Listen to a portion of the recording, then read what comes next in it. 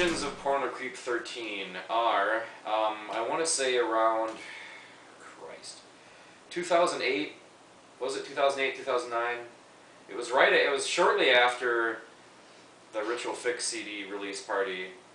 So I was working on some instrumental stuff that I'd had for years that I just did mostly just to amuse myself and never intended to release it or blah blah blah. Mostly because people just clearly do not give a shit about instrumental music as a whole. And I like doing it, but it's just, it was one of those things where at the time it wasn't something like, it would have been, because I was already in bands that were doing stuff, and it was just not something that I was real, I didn't really get into the genre as much as I had in my youth.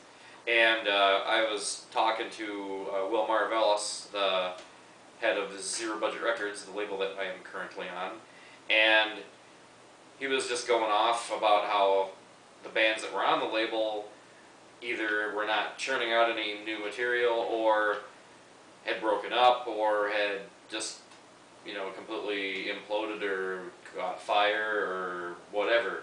And I was saying, well, I've got a bunch of stuff that I've got laying around. I don't know if you want to do anything with it, but it'd be something you could release, blah, blah, blah. He said, well, let me hear it, blah, blah. We ended up going with releasing the CD. I think that was 2009 by the time it actually came out.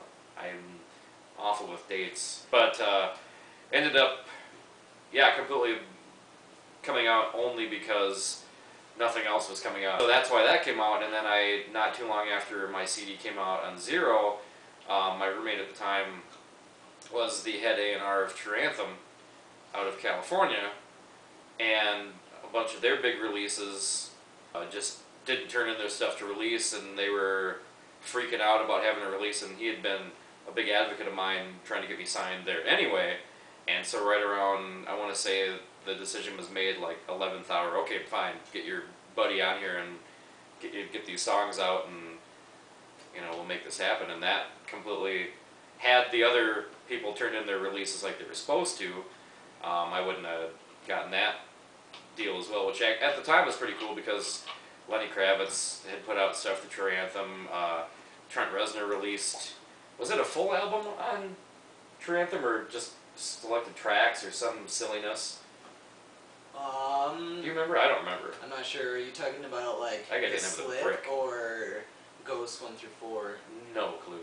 All I remember is I remember that he had stuff that he released free on the internet and that was True Anthem. I think that was so then I think that would have been the Slip. Yeah. So I'm pretty sure the Slip was free.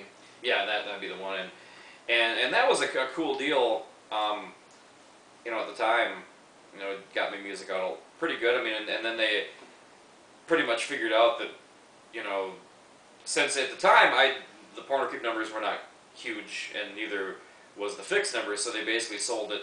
So he basically sold it to them as, if you take these two bands together, the numbers aren't too bad, blah blah blah. So the Fix, Ritual Fix, and the Porno Creep songs were on there together, just under kind of my umbrella of, so I wrote everything, because I'm a genius. They figured out they were going to get more their money's worth by making me work as my own A&R, which was weird.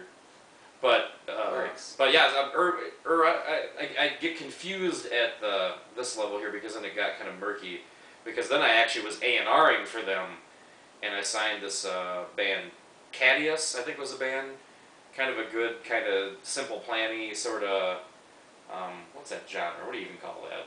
What do you kids call that now?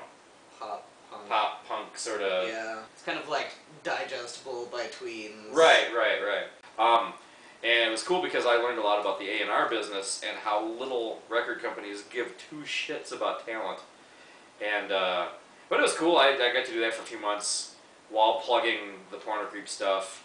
And then I don't remember, I want to say that they let go of a lot of the A&Rs because they lost their ass in some dumb shit deal when they signed Tila Tequila to some thing, and I could be wrong. I think that's your answer right there. It's like, you lost your ass because you signed Tila Tequila. Yeah, and it's too bad because there was a lot of really talented stuff that I'd find, and And pretty much my answer every time when we tried to bring something that actually was of merit of some kind was, well, what are the numbers? Can we sell it to the tweens at Hot Topic? Do they look good in skinny jeans? Then I don't give two shits, was usually what they said. But and honestly, you have to understand, it's like everything with music is visual. But the problem is with these shows is you're on a show with 12 bands who all fucking look alike, who probably have better connections than you. If you don't have something that sets you apart, where you can go, oh, okay, like with the band I was in, Ritual Fix, there were probably bands that were better than us, probably way better than us, at many aspects of the business. But with our visual, we put on a good show, and we had a chick in the band who played bass, which separated us from the 80 different bands we were on the show with, where they just had four sweaty guys wearing black shirts and black jeans, and who were, probably a better band, but visually you can make that and go, oh, okay. Like with, anything that's successful is you can, like, mentally, see in your head, when you think of the name, you see, oh, okay, well, that's what that is. But unless you, who the fuck was that band? Played a show with a band called Whittle Monsters when we opened up for Static X with Fix, and they literally were a band that wore giant stuffed animal costumes, but like evil stuffed animal costumes. And I don't remember a note that they played, but I still remember that they were giant stuffed animal costumes. Not saying you should be giant stuffed animals, but if you can, it's probably a good way to go.